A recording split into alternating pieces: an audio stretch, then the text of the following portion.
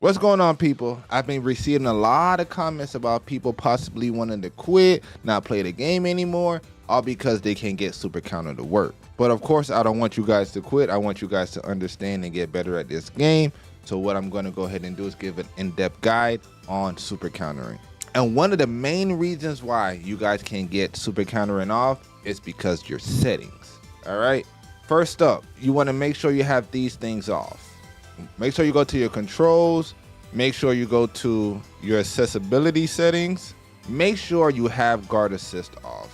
If you do not have guard assist off, you will find yourself barely or never super countering because the guard assist favors guarding over super countering. Learn how to block. That's one step at being better at super countering. Well, let's talk about the times you should attempt a super countering. First time is rush attacks. So what I like to do with rush attacks, I attempt to go for the super counter when the opponent first attacks me or when they go to the follow-up after they get the 5 rush attacks. There's a lot of telling things in the game to allow you to get these super counters off more consistently. Like after the follow-up, if you see when Vegito throws that punch and it has that red flashing light, that is the point when I have the time to do a super counter. It's the same as when you're getting hit. You see those little sparks of animation of red as you're getting hit. If you match your up square to that, you will get more consistent super counters. Another great indicator to pay attention to is the combo numbers. When you see your opponent combo numbers going up, what you can do is pay attention to how fast the numbers are rising. So what you want to do is match your up square to a number rising. Let's say you're on the 3rd hit and you know the 4th rush combo is about to come. You go ahead and press up square as that number 4 comes on the screen.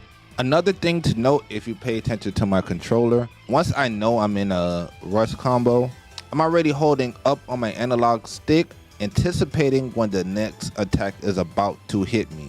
You guys have to get used to watching the animation, paying attention to the combo numbers. You got to use all the indicators to help you get better with super countering.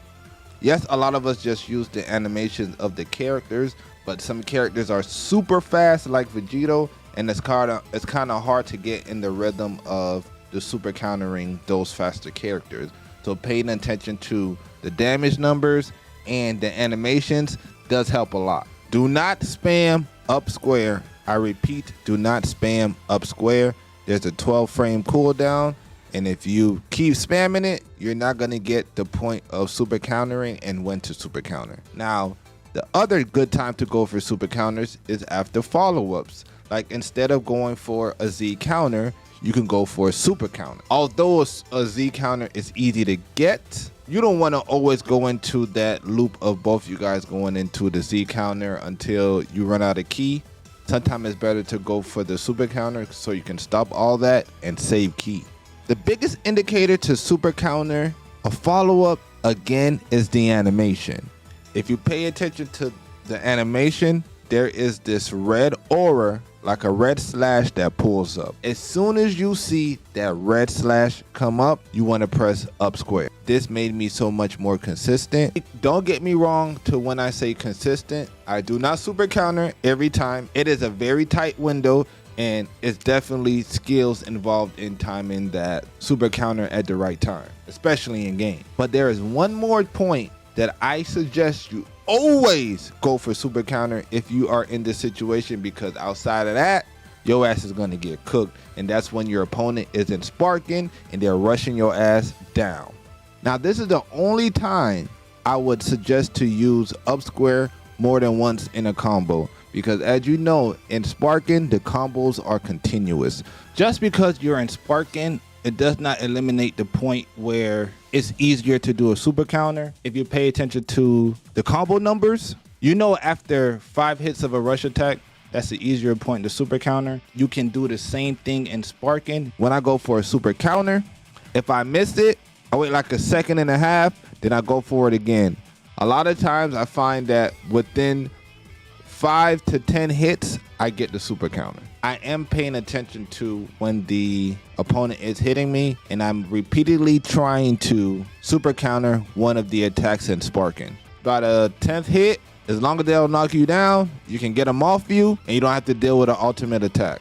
Although you want to get them off as soon as possible, just do what I said in rush attack part of the video. As soon as you see the first attack land, go for a super counter. If you miss that, repeat the steps. After like 1 second, try to hit another one. Now let me show you how to practice each scenario. All you have to do is go in training settings, opponent settings. For the rush attacks, set to rush attacks. The NPC will repeatedly do rush attacks, and then you can just keep attempting to rush counter them. Now to practice against sparking opponents, go back to opponent settings, go to gauge settings, go to the CPU, and put the sparking gauge to max. This will have the opponent repeatedly hitting you with rush attacks while in sparking, so you can get used to practicing that. Now how to practice against follow-ups, go right back to training settings, opponent settings, go to smash attacks and follow-up 1, and then they will hit you in follow-ups, so you could then practice the super counter. But I hope this video gives you a better understanding on when and how to super counter. If not, and you need some more assistance, don't hesitate to comment. Outside of that, please don't forget to like and subscribe. TDN signing out. Yo, yo, yo.